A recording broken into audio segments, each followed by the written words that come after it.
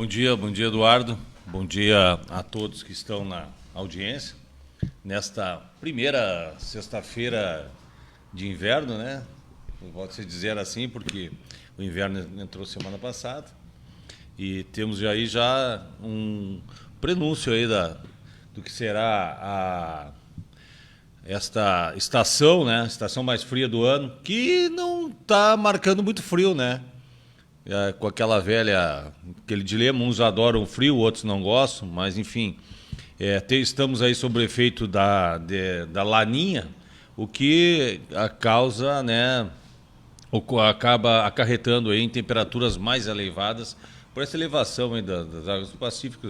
Nós tivemos aí três invernos mais rigorosos, né, sob o efeito do El Niño, mas enfim,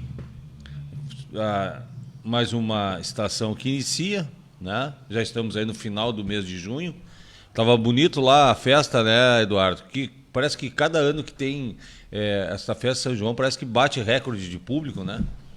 Sim. Qual é que foi a última estimativa? Eu ouvi falar em 20, 30, 40 mil. A Brigada Militar, a capitã Érica, confirmou de 40 a 45 mil pessoas. O que seria o recorde? Realmente. O ano passado evento, acho que foi 20 mil. É um evento agora que já transcende aí, digamos, os limites de Camaquã e já passa para um evento regional, né? Tamanha a expressão. Então hoje teremos o presidente em Viamão, o presidente de maneira muito especial, ele só tem se apresentado em ambiente controlado, né? Para os amigos, não.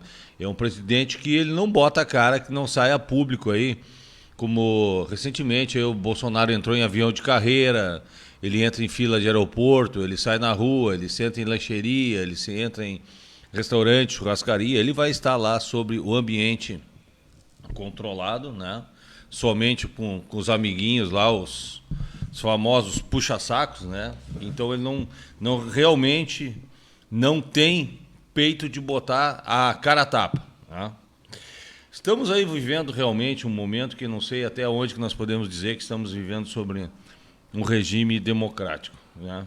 Visto que as aberrações, né, tanto jurídicas e o cerceamento de liberdade, principalmente liberdade de expressão. Esta semana, um veículo aí de autoexpressão, que é da Jovem Pan, né, sofreu aí uma multa aí de 14 milhões por danos morais coletivos e uma série de exigências. Então os advogados aí entraram aí para recorrer, né, sobre a ação pública movida pelo Ministério Público Federal. Eles registram que queremos registrar nossa perplexidade, diz a defesa assinada pelos escritórios Turba e Antônio de Almeida Castro. É evidente que os representantes do Ministério Público Federal têm o dever de defender o que entende de direito, mas a igualdade, a obrigação, como funcionário público, de agir com a lealdade que os cidadãos e as empresas merecem. Então, mais um veículo aí que está sofrendo o risco aí, né, de ser cancelado, de ser proibido de ter aí de estar no ar, né? E um desses motivos é o altos índices de audiência, né? Inclusive batendo a Globo, né? Então isso aí não faz bem aí para a grande mídia amiga, né? Que sempre foi, né? Que tem através da Secom aí o seu grande patrocinador. Não são daquelas mídias que tem que correr atrás de patrocínios de empresas privadas, né, para ir para a rua. Então, quer dizer, aí fica fácil, né, dominar aí a audiência com bastante dinheiro público, não é? Empresas como Correios, qual é a necessidade de Correio gastar com publicidade, uma vez que tu não tem outra maneira de enviar uma correspondência, né? Os bancos também, o Banco do Brasil, né, e etc. e tal, e outras, Petrobras e outras entidades aí com caráter público. Tá? Nesse mesmo compasso, só para ter uma notícia de outubro de 2022, o Maduro tinha fechado 46 estações de rádio na Venezuela. Né? O ditador aí da Venezuela, o Nicolás Maduro, tirou do ar da rádio em 7 estados do país. A notícia à época foi feita aí pelo Colégio Nacional de Jornalistas, uma associação local. Né? A secretária explicou que a censura à imprensa se acentuou em julho do ano passado. Desde aquele mês, a Comissão Nacional de Telecomunicações, órgão regulador da Venezuela, vem determinando que emissoras saiam do ar. A Comatel ainda admite que os equipamentos de transmissão dessas plataformas aprendem, né, o que é um roubo, né, dizem eles, segundo o Del Valle. Pois então as coisas caminham, né, tudo no mesmo sentido. O desarmamento, as armas legais, esse arroxo aí, é um total desrespeito com o cidadão, porque o direito de usar arma ou não foi inclusive votado num plebiscito, né? Isso aí não foi respeitado através de normas, né? Foram lançando leis, foram cada vez complicando mais e tirando. Na prática, acabam retirando o direito do cidadão de defender aí a sua família, o seu patrimônio, né? Ao mesmo tempo, essa semana teve um vídeo aí que viralizou uma série de elementos aí, né? Que dá para caracterizar pela roupa, pela maneira de operação aí, que eram bandidos, era o cara possivelmente pertencentes a alguma facção aí, se não me engano aquilo acho que era no Rio de Janeiro, que foi colocado aí por diversos perfis aí, né? Inclusive de pessoas públicas, com grande quantidade de seguidores, onde eles fazem uma blitz, numa entrada aí numa comunidade, para verificar o que estão levando, né? Então, e quem está entrando. Né? Então é uma blitz feita pelos traficantes aí, né? Para ver quem estava entrando, quem estava. Quer dizer, é a instalação, né, de um estado paralelo, né? Onde que o afrouxamento das leis, né, acabam acarretando isso aí, onde que o cidadão está sendo cerceado do seu direito de ter uma arma legalizada, enquanto que os vagabundos aí estão tomando conta, né? Isso é o nosso cenário diante de impunidade, né? Diante de tantas ocorrências lamentáveis, né? Nós estamos caminhando realmente para um lado ruim, né? Nós temos aí não só o sentimento aí, os indicadores sociais, os indicadores econômicos, né? Então realmente em franca decadência, né? Inclusive o Banco Central, né, que agora manteve o grande bode expiatório que eles estão acusando tudo, colocando tudo na conta de taxa de juros, que foi mantida pelo Banco Central na última reunião do Copom, do Conselho de Política Monetária, estabeleceu aí de uma manutenção a R$ 13,75% da taxa de juros, né, como desaceleração aí para tentar desacelerar a inflação, né? Isso aí já está dando resultado. O Roberto Campos aí, o Campos Neto, né? Ele já foi reconhecido por esse trabalho extremamente técnico, né? E enquanto isso nós temos aí o presidente aí, vizinho aí da Argentina, que já está aí enfrentando uma inflação aí de 3 dígitos, né?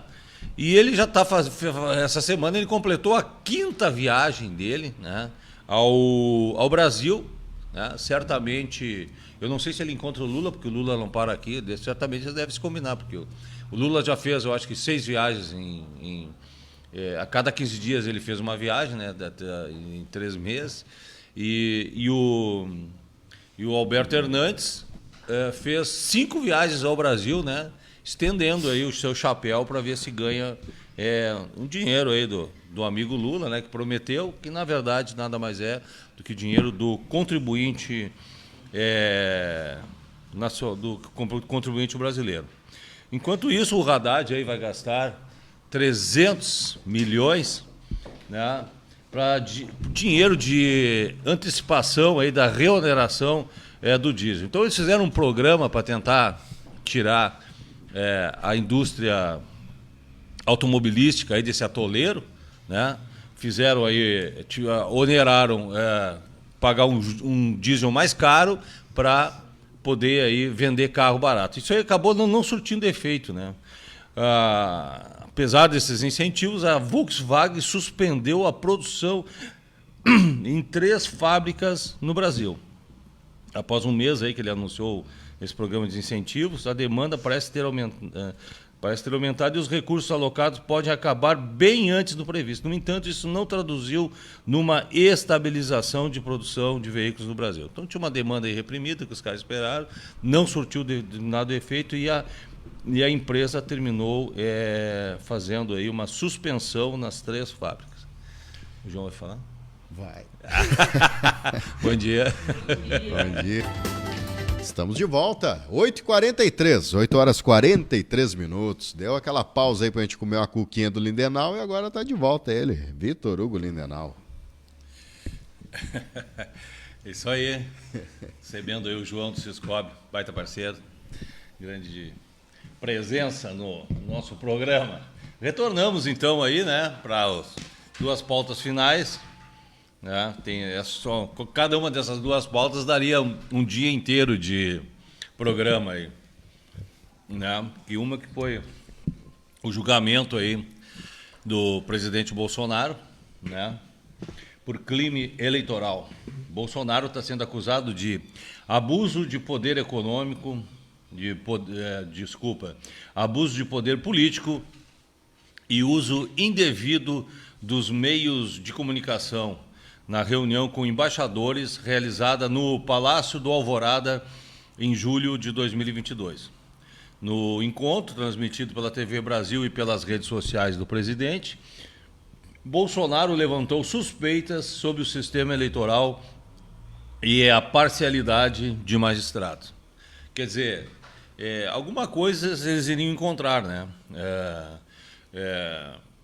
Porque se o Bolsonaro dissesse que a chuva cai de cima para baixo, ele ia ser culpado também, porque não chamaram nenhum técnico, não tem aqui nenhum parecer técnico, descritivo, por exemplo, de um engenheiro de dados, o TSE, através aí, que são formados aí pelos juízes do STF, entende que o nosso sistema eleitoral sem auditoria, é um sistema inauditável, eles temem dizer que é seguro.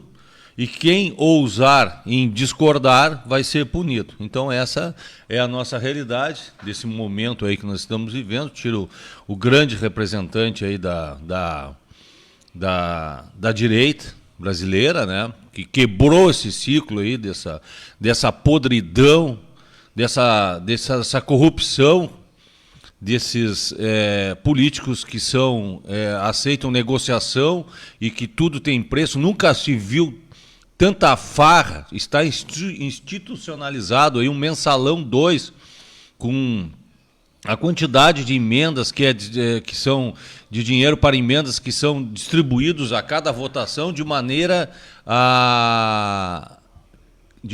que esses deputados votem, né, com o governo. Né? Em média, receberam os deputados aí que votaram com o governo, receberam em média 5 vezes mais, né, em os valores em emendas do que os próprios do que os deputados, né, e senadores, os deputados aí da oposição. Então, é uma maneira, né, de comprar aí, de aliciar aí, de certa maneira, os votos e ter o pessoal na mão através de dinheiro. E diz que agora, inclusive, está previsto a instalação de um novo ministério aí para acomodar aí, né, talvez o PP, né? Então, quer dizer, ele vem cada vez mais aumentando os gastos, né? Não faz o dever de casa, né? E está aí a caça às bruxas. Já estão dados como certo a cassação de Moro, né? Todos aqueles os juízes, né, que estiveram envolvidos com com a Lava Jato estão sendo caçados de um a um, né? Então, instalação aí no sistema que a gente não pode contestar o sistema eleitoral, que não pode ter direito à liberdade, cerceamento, cerceado é a liberdade de opinião, que é criminalizado. Os principais aí blogueiros ou jornalistas que têm acesso a plataformas sociais estão sendo desmonetizados, né? Então está ficando só os chapa branca, aquele que fala bem. Se falou contra, né? Então a gente já sabe que tipo de governo é esse.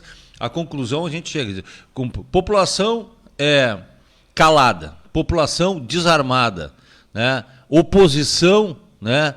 Sendo ou presa, né? Como existe deputados presos, né? Ainda tem muitos manifestantes que foram presos por nem estarem, alguns até nem estavam, sem a individualização, sem o devido processo legal. Então a gente está vendo aí realmente é um governo de exceção, né? A semana já está, inclusive o PT já está brigando para quem poderá futuramente assumir a vaga, né, numa eventual cassação do Moro. Eles já estão dando como certo, esse processo nem está sendo veiculado, mas eles já estão brigando por quem lá do Paraná, que tem a Gleice, né, aí como uma candidata aí no eventual cassação do Moro assumir, quer dizer, então vai ficar, né, só os chapas, os amigos, né? Esse processo do presidente Bolsonaro, que ele falou sobre as urnas eletrônicas, né? Eu sempre digo, já repeti aqui, que dê uma olhada aí no YouTube sobre Amilcar Brunazzo Filho, um engenheiro, né, do ITA, Instituto Tecnológico da Aeronáutica. Ele tem uma empresa de segurança de dados, né, e ele fala fez um relatório lá há tempos atrás para o PSDB, 256 páginas, e esse relatório está disponível aí na internet. Se você botar Amilcar Brunazzo Filho, relatório sobre as urnas, e você baixa ali, se não me engano, em PDF, e ele chega à conclusão final desse trabalho que as urnas não permitem auditoria na tal forma que elas são colocadas, né?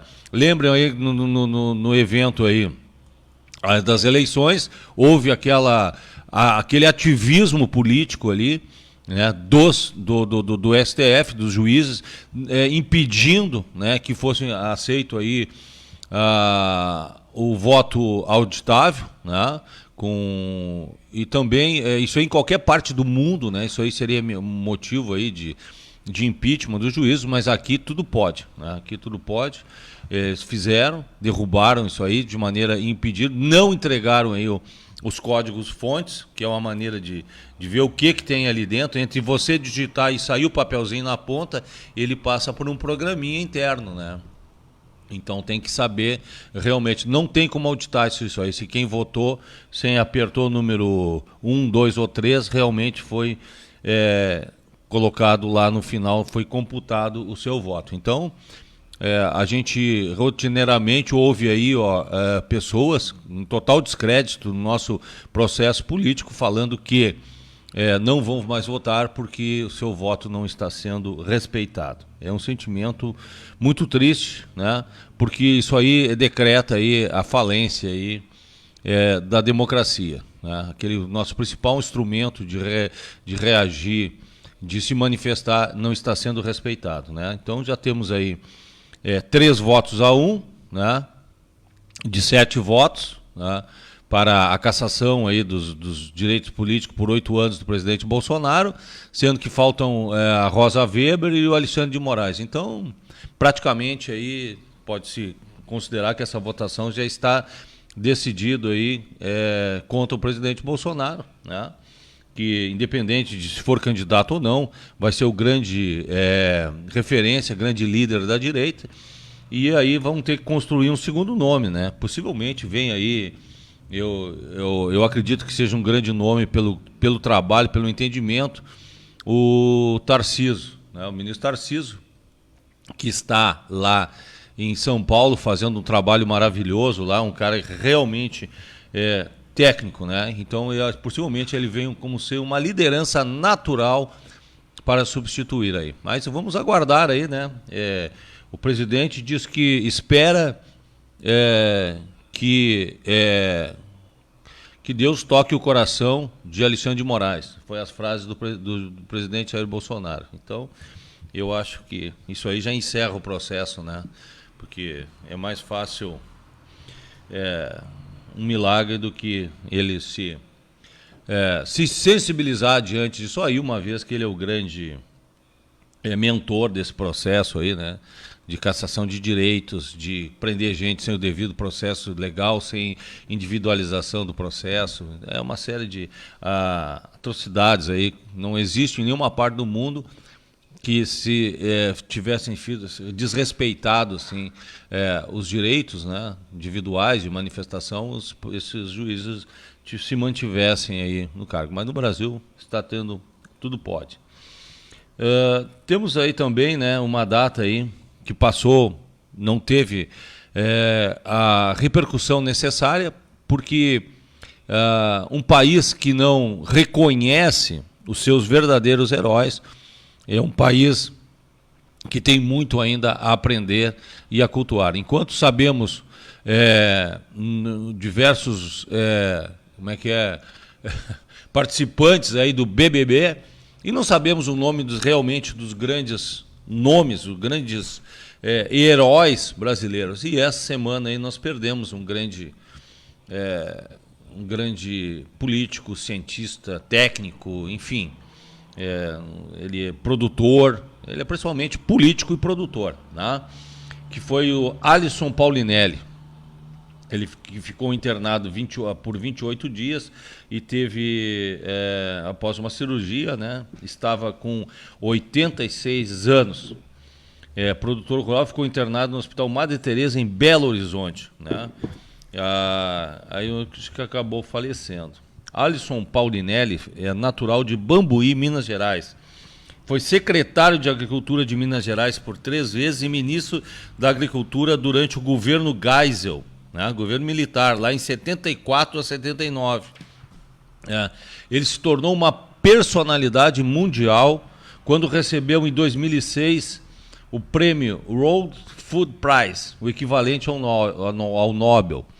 Como ministro, ele priorizou a ciência e estruturou a empresa brasileira de pesquisa agropecuária, a Embrapa. Foi um dos pais aí da Embrapa, criado em 72. Ele atraiu para a Embrapa os melhores cérebros das universidades e órgãos de assistência técnica do país, oferecendo mais de 2.000 bolsas de estudo para mestrado e doutorado nas melhores universidades de ciências agrárias do mundo.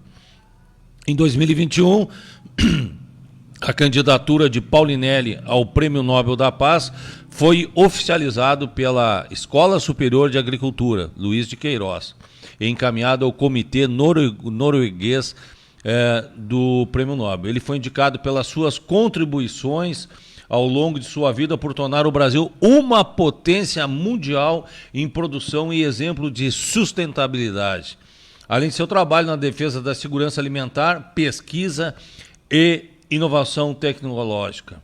Ele deixou a terra natal aos 15 anos para cursar o ensino médio em Lavras, onde se tornou engenheiro agrônomo pela Escola Superior de Agricultura de Lavras, em 59 com especialização em estudos sobre o potencial da região do Cerrado para a produção agrícola. Lembra-se que nessa época o Cerrado não era explorado. Em 74 ele assumiu a Secretaria de Agricultura de Minas, quando criou incentivos e inovações tecnológicas que levaram os produtores mineiros a tornarem-se os maiores produtores de café no Brasil. O trabalho como secretário despertou a atenção do governo federal, que convidou Paulinelli para o Ministério da Agricultura. Ele assumiu o cargo em 74 e a sua atuação deu início a um período de políticas marcantes para o setor e o desenvolvimento do Centro-Oeste brasileiro. Como ministro, ele priorizou a ciência e estruturou a Embrapa. Então, na verdade, o que o Paulinelli fez? Ainda lá no governo militar, ele já tinha demonstrado aí, através do seu trabalho que ele fez em Minas Gerais com café, né, ele foi chamado, né, e convocado para, no governo do Geisel, né, ele foi, disse, olha, nós temos que melhorar a produtividade. O Brasil produzia, na época, somente 25% dos alimentos que consumia. Paulinelli simplesmente revolucionou a agricultura brasileira. Ele pegou, né, que hoje a gente vê gastam muitos, as faculdades gastam bilhões e nós não temos um produto final. Esse é o nosso produto. O Weintraub, né, já falava que o Brasil gasta muito em educação, mas gasta mal, né? A gente vê professores federais aí indo para o exterior, para Portugal fazer turismo, ir lá e falar sobre língua portuguesa, etc. e tal. Não que seja necessário, mas a gente não vê um retorno prático. Eles pegaram 2.000 técnicos na época, engenheiros, e levaram para a Austrália, que é um clima semelhante ao Brasil. O Cerrado, até então, era dado como uma região que não poderia produzir, porque era árduo e tal, uma série de problemas, fizeram correção de solo, uma série de outras técnicas, desenvolveram variedades, e o Brasil se tornou de importador para exportador de alimentos. E hoje o Brasil é uma referência mundial que está sendo atacada, né, através dessa politicagem, né, porque hoje nós só vemos o Brasil ser aplaudido no exterior quando o presidente brasileiro, esse lacaio que está aí, vai para lá falar mal, que o agro está destruindo, desmatando para produzir soja, né? Totalmente jogando com as forças produtivas do Brasil, né? E ele se esquece de dizer que o Brasil tem em lavouras tão somente 7% do território nacional. Lembre-se que só de reserva indígenas nós temos 14% hoje do território nacional, e o Brasil é potência mundial, tá?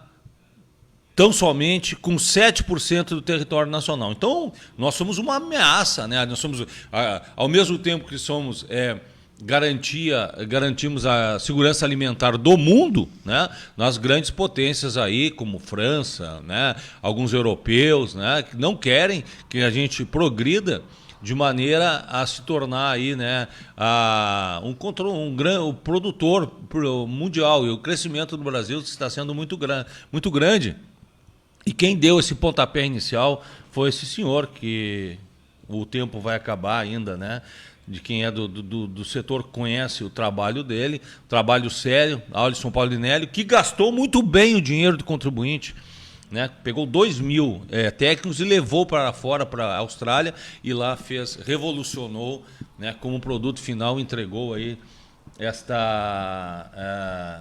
esse trabalho final, que foi a revolução na agricultura brasileira, né? E deixa o seu legado aí, importante aí, a Embrapa, né?